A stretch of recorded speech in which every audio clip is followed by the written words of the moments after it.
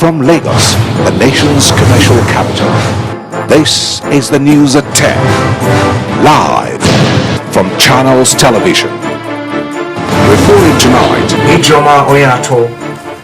Hello and welcome. Tonight, relatives of victims of Apapa killing demand 500 million naira compensation from the authorities.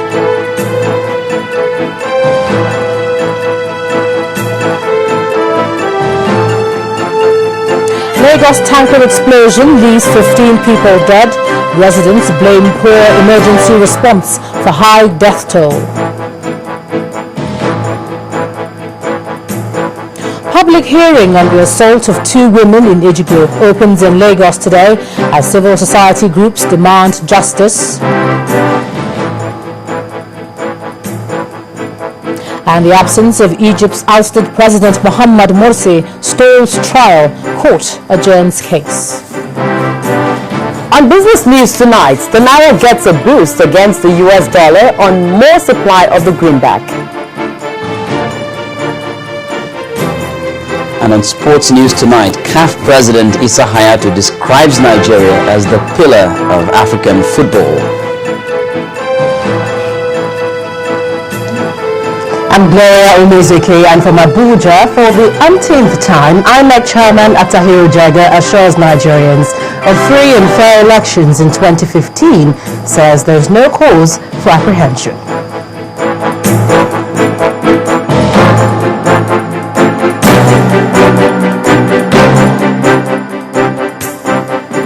We start off tonight with the demands by the relatives of the 8 persons killed in an uncompleted building in the nation's capital, Abuja.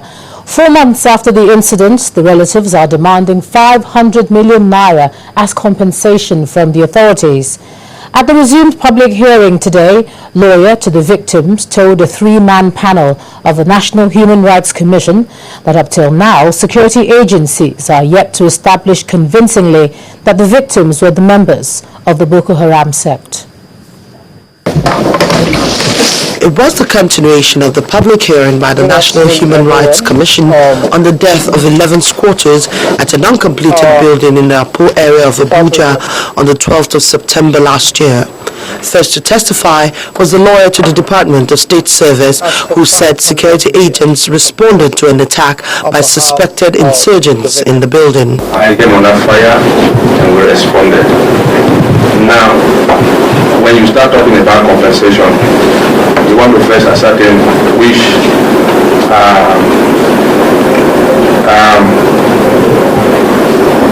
whether the victims fell under the fire of security operatives or under the fire of the assailants. Lawyer to the Association of Motorcycle and Tricycle Operators have argued that all Nigerians are presumed innocent in the face of any allegation, and the families of the victims are entitled to compensation. The occasion brought certain innocent people into crossfire who got injured, some lost their lives in the process. So we believe that if eventually it is established that they are not members of the sect as at which, I mean, with the way it is being assumed, that the families of these persons deserve to be said sorry to. The Executive Secretary of the National Human Rights Commission, Professor Bem Angwe, admits the peculiar nature of the job of security agents, but would like to know the culpability of the victims. There will be a need to determine the culpability of these persons. Chief of Gurki, in his testimony, gave an account of the events of the 12th of September. Who verified that there is a completed building at Apapa behind the cell quarters, where some members of the 10 operators are squatting. That at about 12 and 1 a.m. that morning, some unknown security operators fired the buildings, killing some 10 operators, as well injuring some of them. After testimonies by various persons, the 3-man panel of the commission adjourned the public hearing indefinitely with a promise to make their findings public.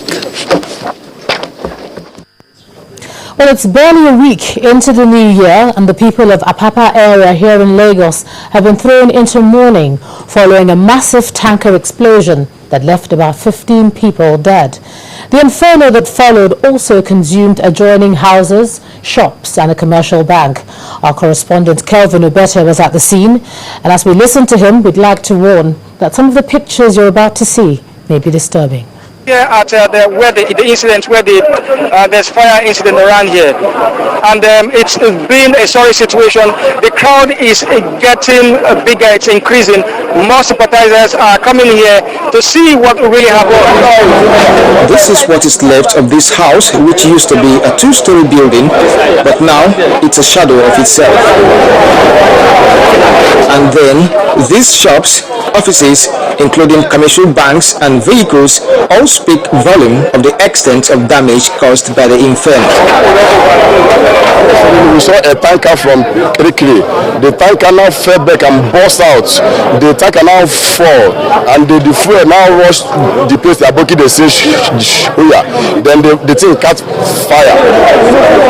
Most of the victims and shop owners are still picking the pieces of what is left of their goods and property from the debris.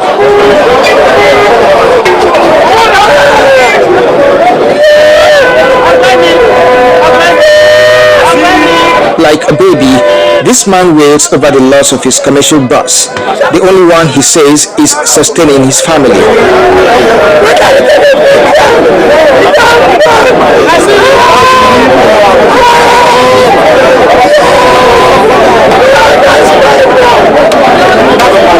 The tanker, still lying here after the fire, leaves the tale of sorrow and a reminder to the victim's family, friends and colleagues of the source of the calamity that has befallen them. And as the emergency management officials sort out the remains of the dead, there are conflicting figures over the number of victims involved. More than 20 people died, even boys that are loading boundary. All of them, even the drivers, even the tanker drivers, even the conductors, including all of them dies. A lot of lessons have been learned from these unfortunate incidents, and we hope that those that are alive and those that are around here are learning from it. Kelvin Obete, Channels Television News. Well, to discuss this unfortunate and terrible incident, I'm now being joined in the news at 10 by the Director, Lagos State Fire Service, Mr. Razak Fadigbe. Thank you so much for making it here in the news at 10. Thank you. And indeed, our thoughts do go out to all the families that were affected by this today. Well, you were part of today's rescue mission. You were there on the ground. Let's begin from the emergency response. You see a lot of the eyewitnesses over there saying it took quite a while before the fire service arrived, and then they link that to the destruction that followed and then the death toll. How do you respond to that? Yes, thank you. We are not part of the first response team. We are the major responder to that fire outbreak.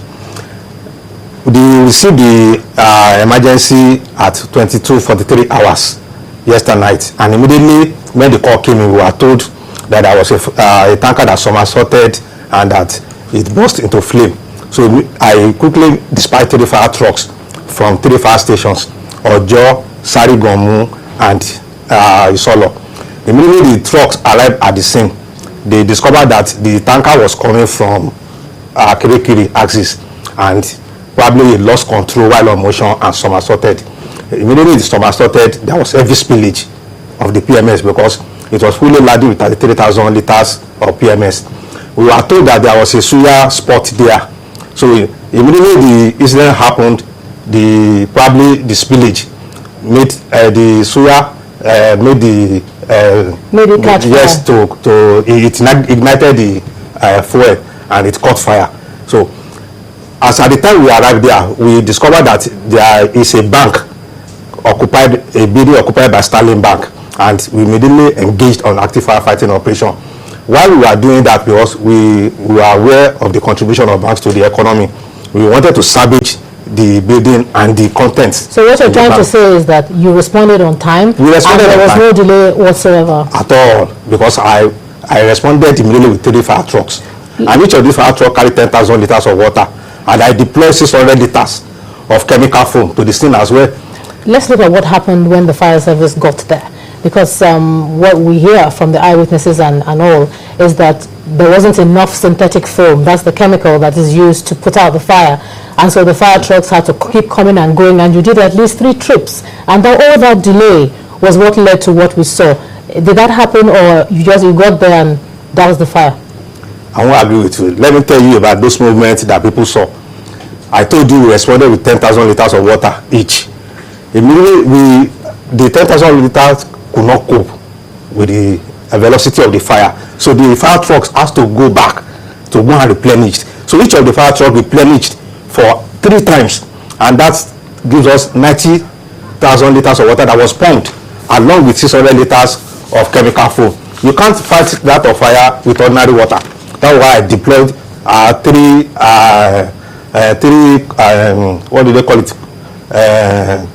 600 liters, and that gave us 3 drums of chemical foam that was deployed to the scene. Okay, looking at your attempts to get there, there's always the issue of the crowd could not be contained and the place is congested. We all know Lagos is congested, and there are certain spots that we know this is what happens each time. So what is different about our response? We keep having the same issue of it's congested, and so there was nothing we could do.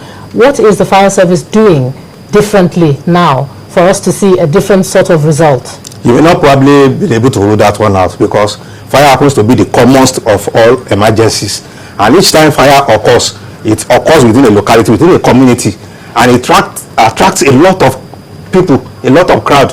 So when it happens like that, they cluster together around that scene. Not until when the fire service will come around and the police will be able to come around and take control of the area. But in some situations, as we have said, we sometimes experience constraint from the area boys, so some of the street boys, like what we experienced last night there. But immediately the police came in, they were able to drive them away, and we engaged on active firefighting operation. All right, it's been a long day for you, and I'm going to thank you for coming in spite of being there today, all day on the news at 10. I've been speaking with the director, the Lagos State Fire Service, Mr. Razak Faripe. We've been discussing the terrible fire incident that happened in the Apapa area of Lagos and efforts to ensure that such incidences do not recur. Now in part 2, after the break, Will justice ever prevail for 2 women assaulted in Ejigbo by their male counterparts? Findings commence in this hollow chamber.